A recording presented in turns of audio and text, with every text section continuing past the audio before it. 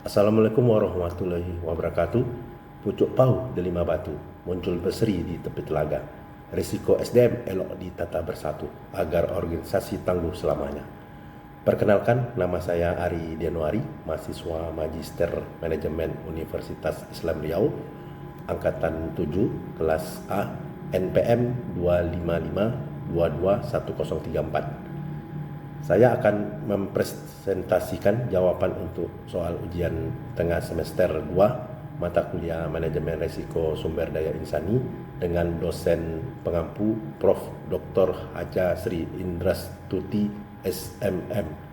Adapun beberapa soal yang diberikan kepada kami yaitu pertama, menjelaskan dan mengemukakan 5 faktor yang menimbulkan risiko SDM yang mempengaruhi kinerja karyawan dan kemukakan dengan memberikan contoh dalam organisasi yang berbeda. Ada organisasi publik dan juga organisasi bisnis. Yang kedua, memaparkan kemungkinan-kemungkinan alternatif dalam mengatasi hal tersebut dengan mengemukakan beberapa teori yang mendukung. Terus yang ketiga yaitu mengemukakan risiko manajemen sumber daya manusia yang terjadi di organisasi tempat saya bekerja dan apa solusi yang harus dilakukan untuk mengatasi atau memperkecil risiko tersebut. Ini dikemukakan dengan contoh beserta teori yang mendukung.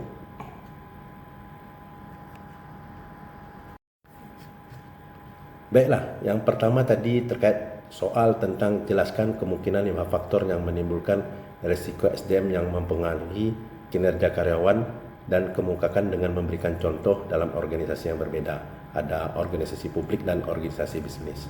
Bisa saya sampaikan di sini bahwa yang pertama itu ada risiko kesejahteraan dan keseimbangan kerja dan hidup. Jika organisasi tidak memperhatikan kesejahteraan dan keseimbangan kerja hidup karyawan, risiko ini dapat berdampak pada kesehatan dan produktivitas karyawan, meningkatkan risiko turnover. Oleh sebab itu, beban kerja perlu dipertimbangkan dengan baik, sehingga tidak menimbulkan kejenuhan dalam bekerja atau burnout. Karyawan yang merasa ditekan atau kurang memiliki keseimbangan kerja hidup berisiko mengalami burnout atau masalah kesehatan. Ini dapat mempengaruhi produktivitas dan retensi karyawan. Contoh di organisasi bisnis, sebuah perusahaan retail memaksa kasir dan staf gudang bekerja lembur terus-menerus saat musim promo tanpa kompensasi yang layak. Karyawan menjadi cepat lelah, pelayanan ke pelanggan menurun, dan kesalahan transaksi meningkat. Dampaknya bukan hanya pada kinerja individu, tetapi juga pada citra perusahaan dan kepuasan pelanggan. Contoh di organisasi publik, di sebuah dinas pelayanan publik, pegawai front office harus melayani masyarakat dalam jumlah besar dengan jumlah personil terbatas. Karena tekanan kerja tinggi dan jadwal istirahat tidak teratur, pegawai menjadi kurang ramah, pelayanan lambat, dan tingkat keluhan masyarakat meningkat. Ini menunjukkan bahwa kesejahteraan kerja langsung mempengaruhi kualitas pelayanan publik. Yang kedua, terkait dengan risiko perubahan teknologi. Kemajuan teknologi dapat mempengaruhi tuntutan keterampilan karyawan. Jika organisasi tidak mengikuti perkembangan teknologi, mereka berisiko kehilangan daya saing dan inovasi, dan karyawan akan selalu usang dalam teknologi, dan kinerja ataupun produktivitas tenaga kerja akan selalu rendah serta tidak efisien. Kemajuan teknologi dapat mengubah tuntutan keterampilan karyawan. Organisasi yang tidak mengikuti perkembangan teknologi berisiko tertinggal dan mengalami penurunan daya saing. Contoh di organisasi bisnis, perusahaan perbankan menggantikan sistem manual dengan aplikasi digital baru, tetapi tidak menyediakan pelatihan yang cukup. Teller dan staf administrasi menjadi bingung menggunakan sistem, transaksi melambat, dan banyak input data salah. Akibatnya kinerja menurun dan pelanggan menjadi tidak puas. Contoh di organisasi publik, pemerintah daerah menerapkan sistem layanan berbasis daring untuk perizinan, tetapi sebagian pegawai belum terbiasa dengan platform yang ada. Proses pelayanan jadi tersendat karena pegawai harus berkali-kali bertanya atau mengulang input data.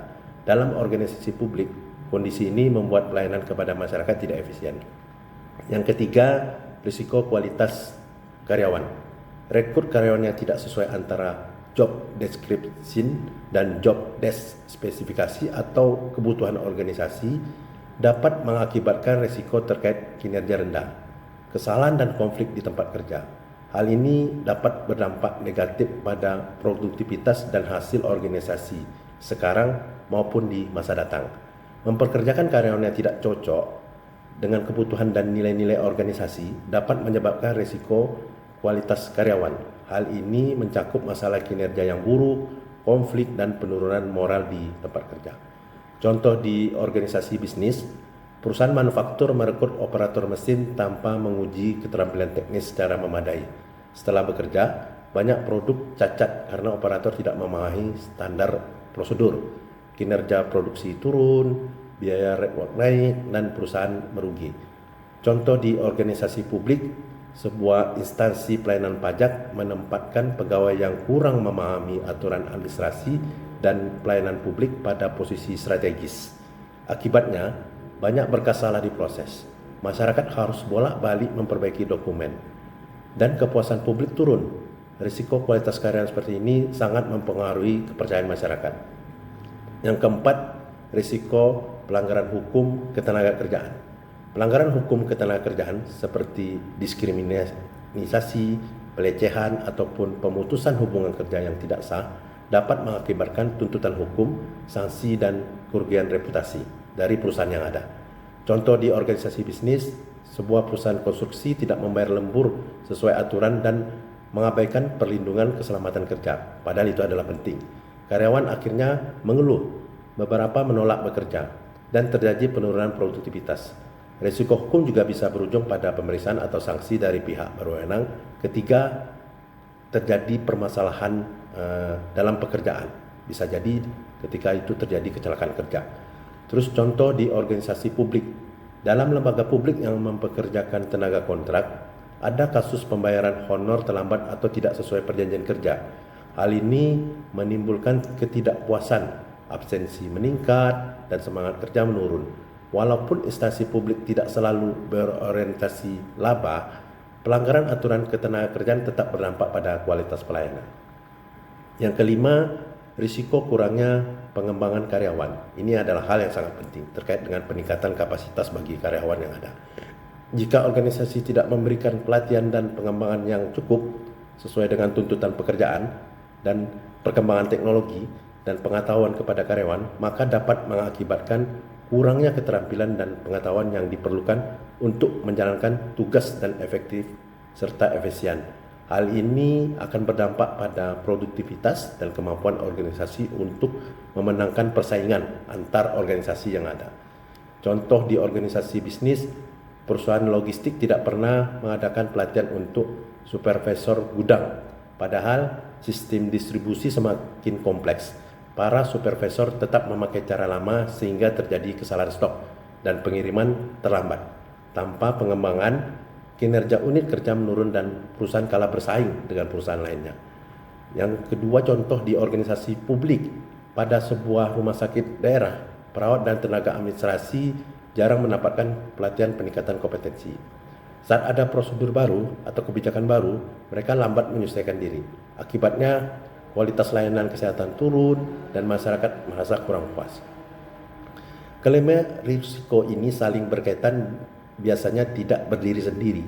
Jika kesejahteraan buruk, teknologi tidak dikuasai, kualitas SDM rendah, aturan dilanggar, dan pengembangan minim, maka kinerja karyawan hampir pasti turun. Dampaknya dapat berupa produktivitas rendah, tingkat kesalahan tinggi, konflik meningkat, absensi naik, dan reputasi organisasi memburuk.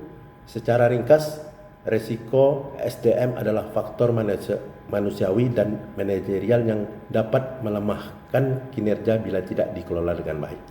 Organisasi bisnis cenderung merasakan dampaknya pada produktivitas, biaya, dan laba.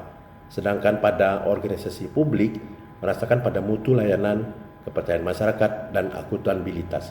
Karena itu, pengolahan sumber daya manusia harus mencakup kesejahteraan, adaptasi teknologi, seleksi berkualitas, kepatuhan hukum, dan pengembangan yang berkelanjutan. Baik, kita akan masuk ke soalan yang kedua.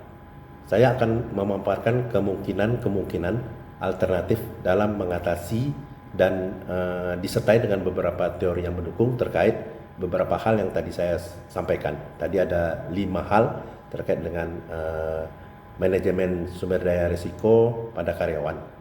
Adapun beberapa alternatif dalam mengatasi permasalahan risiko SDM yang mempengaruhi kinerja karyawan dengan beberapa teori pendukungnya. Yang pertama yaitu penguatan kesejahteraan dan kapasitas karyawan. Alternatif ini mengatasi akar masalah dari sisi manusia, yaitu beban kerja, stres, kompetensi, dan motivasi. Intinya, organisasi perlu membuat karyawan sehat, seimbang, dan mampu bekerja sesuai tuntutan tugas. Alternatif ini mengatasi akar masalah dari sisi manusia, yaitu beban kerja, stres, kompetensi, dan motivasi. Intinya organisasi perlu membuat karyawan sehat, seimbang, dan mampu bekerja sesuai tuntutan tugas. Langkah yang dapat dilakukan, ada beberapa langkah yang harus kita lakukan. Yang pertama, menata beban kerja agar profesional supaya karyawan tidak mengalami kelelahan dan burnout. Yang kedua, memberikan program kesejahteraan seperti konseling, cuti yang layak, dukungan kesehatan mental, dan fleksibilitas kerja. Yang ketiga, menyelenggarakan pelatihan rutin agar karyawan mampu mengikuti perubahan teknologi dan standar kerja baru. Yang keempat, melakukan coaching dan mentoring untuk meningkatkan kualitas kerja dan disiplin. Teori yang mendukung ini ada beberapa teori. Pendekatan ini sejalan dengan teori kebutuhan Maslow karena kesejahteraan dan rasa aman merupakan fondasi agar individu dapat mencapai kinerja optimal. Jika kebutuhan dasar seperti keamanan, kenyamanan, dan penghargaan tidak terpenuhi, motivasi kerja akan turun. Pendekatan ini juga selaras dengan konsep motivasi higienis Esberg, di mana faktor higienis seperti kondisi kerja, kebijakan, dan hubungan kerja yang harus baik agar tidak menimbulkan ketidakpuasan. Teori lainnya yang mendukung ini adalah teori sumber daya manusia yang terdiri dari pertama itu teori keunggulan sumber daya manusia, di mana teori ini mengusulkan bahwa SDM yang kompeten dan berkinerja tinggi dapat menjadi keunggulan kompetitif bagi organisasi. Yang kedua adalah teori motivasi dan kepuasan kerja, di mana teori membahas tentang faktor-faktor yang memotivasi karyawan dan mempengaruhi tingkat kepuasan kerja. Ini dapat membantu mengurangi risiko turnover dan konflik di tempat kerja. Contoh penerapan di organisasi bisnis bisa saya sampaikan sebagai berikut bahwa perusahaan manufaktur mengurangi lembur berlebihan, menyediakan medical check up, dan mengadakan pelatihan operator mesin baru. Hasil kesalahan produksi menurun dan semangat kerja akan meningkat. Contoh penerapan di organisasi publik, Dinas Pelayanan Publik menerapkan jadwal kerja bergilir atau menggunakan shift, layanan konseling bagi pegawai, dan pelatihan penggunaan aplikasi digital. Dampaknya pelayanan lebih cepat dan keluhan masyarakat akan berkurang. Yang kedua, alternatifnya adalah sistem manajemen risiko SDM yang terstruktur. Ini sangat diperlukan. Ini menekan bahwa risiko SDM yang harus dikelola seperti risiko organisasi lainnya bukan hanya ditangani saat masalah itu muncul. Organisasi perlu punya sistem identifikasi awal, penilaian, pengendalian, monitoring, dan evaluasi risiko SDM secara rutin. Langkah-langkah yang dapat dilakukan, pertama, mengidentifikasi risiko sejak awal, misalnya turnover tinggi, konflik kerja, pelanggaran aturan, atau ketidaksiapan teknologi. Yang kedua, membuat kebijakan SDM yang jelas dan terdokumentasi, mulai dari rekrutmen, kontrak kerja, evaluasi kinerja, hingga pelatihan. Yang ketiga, menetapkan indikator kinerja dan audit SDM agar masalah terlihat lebih cepat. Jadi, sudah bisa diatasi lebih awal. Yang keempat, melakukan mitigasi, misalnya pelatihan, rotasi jabatan, seleksi ketat, dan pengawasan kepatuhan hukum. Hal-hal ini untuk mengurangi daripada risiko yang terjadi tadi. Jadi risiko tersebut sudah bisa diantisipasi sejak dini. Teori yang mendukung ini ada beberapa teori. Pendekatan ini sesuai dengan teori manajemen risiko yang menekankan 4 tahap utama. Ada identifikasi risiko, analisis risiko, pengendalian risiko, dan pemantauan risiko. Literatur yang dibaca juga menegaskan bahwa Pengolahan risiko sumber daya manusia dapat dilakukan melalui penghindaran, pengurangan, transfer risiko, dan penerimaan risiko secara terukur. Selain itu, pendekatan ini sesuai dengan teori sistem, karena organisasi dipandang sebagai satu kesatuan yang saling terkait. Gangguan pada bagian sumber daya manusia akan berdampak pada bagian lainnya, jadi akan saling berkaitan. Contoh penerapan di organisasi bisnis, sebuah bank menerapkan audit kompetensi tahunan, evaluasi kepatuhan ketenagakerjaan, dan pelatihan digital wajib. Dengan begitu, risiko kesalahan operasional dan ketidaksiapan teknologi bisa ditekan dari awal. Yang kedua, contoh penerapan di organisasi publik. Pemerintah daerah membuat SOP sumber daya manusia yang jelas. Nah, ini sangat penting. Memetakan kebutuhan kompetensi pegawai dan memantau disiplin kerja melalui sistem digital. Ini membantu menekan risiko pelanggaran aturan dan menurunkan layanan yang lambat. Bila dilihat dari kedua alternatif yang saya sampaikan tadi, maka alternatif pertama lebih cocok jika masalah utama ada pada kondisi pegawai, seperti stres, kelelahan, kurang motivasi, atau kurang keterampilan. Alternatif kedua lebih cocok jika masalah utama pada sistem organisasinya, seperti kebijakan yang lemah, pengawasan tidak jelas, dan risiko yang berulang. Dalam praktiknya, keduanya paling efektif jika digabungkan. Organisasi memperbaiki kesejahteraan karyawan, sekaligus dia membangun sistem manajemen risiko SDM yang kuat. Baik, kita akan masuk ke soal yang ketiga, terkait menyampaikan risiko manajemen sumber daya manusia yang terjadi di tempat organisasi saya bekerja. Saya akan menjelaskan nanti terkait dengan solusi yang akan dilakukan untuk mengatasi ataupun memperkecil risiko yang ada, serta contoh-contoh beserta teori yang mendukungnya.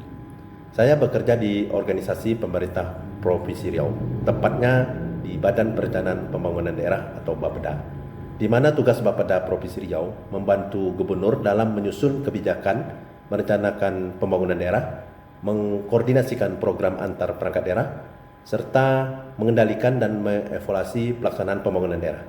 Dalam prakteknya, Bapeda menjadi pusat sinkronisasi antara visi, misi kepala daerah, kebutuhan daerah, dan program kerja organisasi perangkat daerah agar pembangunan berjalan terarah. Dan fungsi strategis Bapeda meliputi beberapa hal. Yang pertama, merumuskan kebijakan perencanaan pembangunan, pengendalian dan evaluasi pembangunan daerah. Yang kedua, menyusun dokumen perencanaan jangka panjang, menengah dan tahunan, RPJPD, RPJMD, RKPD, dan dokumen strategis lainnya.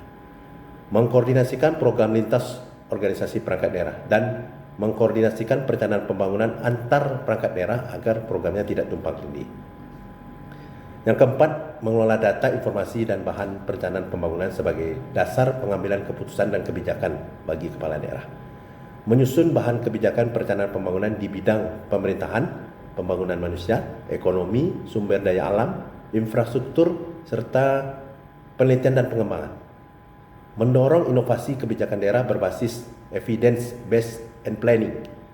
Dan yang terakhir, menyiapkan fasilitas musrembang dan proses sinkronisasi aspirasi pembangunan dari tingkat yang paling bawah sampai ke tingkat provinsi.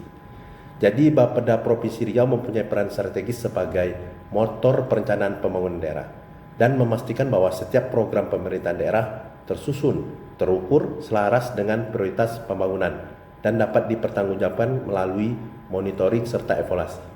Sehingga kualitas sumber daya manusia sangat menentukan mutu data, ketepatan analisa, sinkronisasi program, dan akurasi dokumen perencanaan.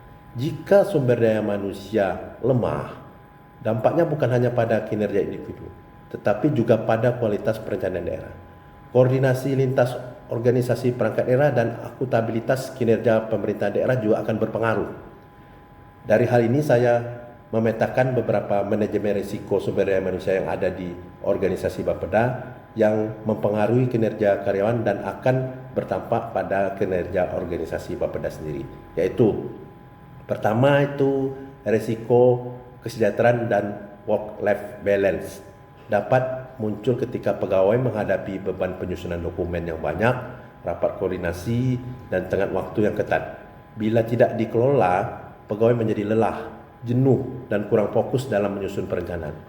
Yang kedua, risiko perubahan teknologi juga tinggi karena Bapeda harus beradaptasi dengan sistem e-planning, digitalisasi data, dan integrasi informasi lintas perangkat daerah. Jika kompetensi digital belum memadai, proses perencanaan bisa lambat dan banyak terjadi kesalahan input. Yang ketiga, risiko kualitas karyawan muncul jika pegawai kurang menguasai analisis kebijakan, data statistik, dan teknik perencanaan. Dalam lembaga seperti Bapeda, kualitas sumber daya manusia sangat menentukan kualitas dokumen pembangunan yang disusun. Yang keempat, risiko pelanggaran hukum ketenagakerjaan. Ini dapat muncul pada pengolahan jam kerja, penugasan atau hubungan kerja pegawai kontrak maupun non-ASN bila tidak sesuai aturan. Ini dapat menurunkan motivasi dan menciptakan masalah administrasi.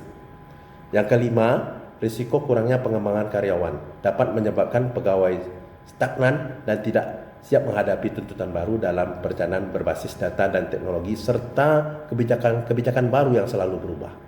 Untuk mengatasi masalah dan memperkecil risiko sumber daya manusia di Bapeda, maka dapat dilakukan beberapa hal sebagai berikut sebagai solusi nantinya mengatasi masalah risiko SDM yang tadi sudah kita petakan. Pertama, perlu penguatan kapasitas dan kesejahteraan sumber daya manusia. Bapeda dapat mengurangi risiko dengan membagi beban kerja secara profesional, memberi pelatihan teknis, mentoring, dan dukungan kesejahteraan kerja. Langkah ini penting karena teori motivasi menekankan bahwa kebutuhan dasar, rasa aman, dan pengakuan harus terpenuhi agar pegawai tadi bekerja optimal. Hal ini dapat mengurangi kemampuan stres, kelelahan kerja. Langkah konkretnya meliputi bentuknya seperti pelatihan teknis, pembagian beban kerja, mentoring, evaluasi kinerja, dan dukungan kesejahteraan mental. Teori pendukungnya yaitu teori Maslow dan Herzberg tadi, yaitu motivasi dan faktor higienis sebagai dasar munculnya kinerja yang baik. Terus ada teori psikologi kerja, yaitu teori motivasi intrinsik dan ekstrinsik, membahas faktor-faktor yang memotivasi individu di tempat kerja, baik dari diri mereka sendiri dan dari luar. Hal ini sangat diperlukan dalam memahami motivasi karyawan agar tidak terjadi burnout atau turnover. Contoh penerapan yang bisa dilakukan oleh Bapeda Provinsi Riau sendiri yaitu pertama, mengadakan pelatihan rutin penggunaan aplikasi perencanaan dan pengolahan data. Yang kedua, menugaskan mentor untuk pegawai baru atau pegawai yang berpindah bidang. Yang ketiga, menyusun jadwal kerja dan deadline yang realistis agar pegawai tidak overwork atau kelebihan kerja. Yang keempat, memberikan ruang diskusi internal agar masalah pekerjaan cepat ditemukan solusinya. Yang kedua, dengan cara sistem manajemen risiko SDM yang formal. Jadi, sistem manajemen risiko SDM-nya kita perbaiki. Bapeda perlu membangun risk register SDM, melakukan identifikasi risiko secara periodik, menetapkan mitigasi dan memantau tindak lanjutnya. Hal ini sejalan dengan pendekatan manajemen risiko yang mencakup identifikasi, analisis, dan pengendalian dan pemantauan risiko. Dalam konteks organisasi pemerintah, dokumen penilaian risiko juga menekankan aspek ketersediaan pegawai, kompetensi, dan hubungan kerja sebagai bagian penting dalam risiko sumber daya manusia. Di lingkungan pemerintah daerah, budaya dasar risiko sangat penting agar setiap pegawai memahami potensi masalah sejak awal. Teori yang mendukung ini itu pendekatan sesuai dengan teori manajemen risiko yang umumnya mencakup identifikasi, analisis, pengendalian, dan pemantauan risiko. Ini juga sejalan dengan teori sistem tadi, karena Bapeda adalah organisasi yang saling terhubung. Gangguan pada SDM satu unit akan berdampak pada unit lainnya, pada kualitas perencanaan daerah secara keseluruhan dan mempengaruhi keseluruhan proses perencanaan dan koordinasi yang ada. Contoh penerapan yang bisa dilakukan Bapeda, pertama itu membuat risk register sumber daya manusia yang memuat risiko kompetensi, absensi, turnover, keterlambatan kerja, dan adaptasi teknologi. Yang kedua, menetapkan indikator risiko, misalnya jumlah keterlambatan dokumen, tingkat kesalahan input, atau tingkat partisipasi pelatihan. Yang ketiga, melakukan evaluasi berkala melalui FGD, rapat pimpinan, dan monitoring internal. Dan yang keempat, yang terakhir yaitu menyusun rencana tindak lanjut, misalnya pelatihan ulang, rotasi tugas, atau penguatan SOP Bapeda sendiri. Jadi manajemen risiko sumber daya di Bapeda Provinsi Riau perlu diarahkan pada dua hal yang utama. Ini sebagai rekomendasi, penguatan kapasitas dan kesejahteraan pegawai, serta penerapan sistem manajemen risiko yang formal tadi. Keduanya saling melengkapi untuk menjaga kualitas sumber daya manusia, kelancaran perencanaan pembangunan, dan efektivitas kerja organisasi.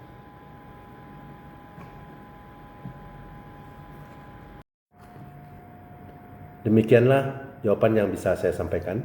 Semoga jawaban yang ada memberikan penjelasan tentang konsep dasar manajemen risiko dan klasifikasi jenis-jenis risiko sumber daya manusia beserta dampaknya pada organisasi dengan analisa dan teori yang ada disertai hasil solusi bagi organisasi yang dilakukan pemetaan dan analisa. Beberapa referensi bisa saya sampaikan didapat dari buku Manajemen Risiko Sumber Daya Manusia, Implementasi dan Solusi. Terima kasih banyak saya ucapkan kepada Prof. Dr. Haja Sri Indrastuti, SMM, yang sudah banyak membimbing kami dalam mata kuliah Manajemen Risiko Sumber Daya Insani. Akhir kata, saya tutup dengan sebuah pantun. Ke pasar pagi membeli pepaya, tak lupa singgah membeli ketan. Kalau manajemen risiko sumber daya manusia dikelola dengan upaya, organisasi makin tangguh siap hadapi tantangan. Padi menguning di sawah terbentang, angin berisik membawa pesan damai. Prof. Dr. Haja Sri Indrastuti memberi kuliah enak didengar dan dipandang. Mahasiswa senang. Mata kuliah konsentrasi sumber daya manusia insani semakin mudah dipahami dan semakin banyak diminati. Semoga semua ilmu yang didapat bermanfaat. Amin ya rabbal alamin. Wallahu muwaffiq ila aqwamit thoriq. Wassalamualaikum warahmatullahi wabarakatuh.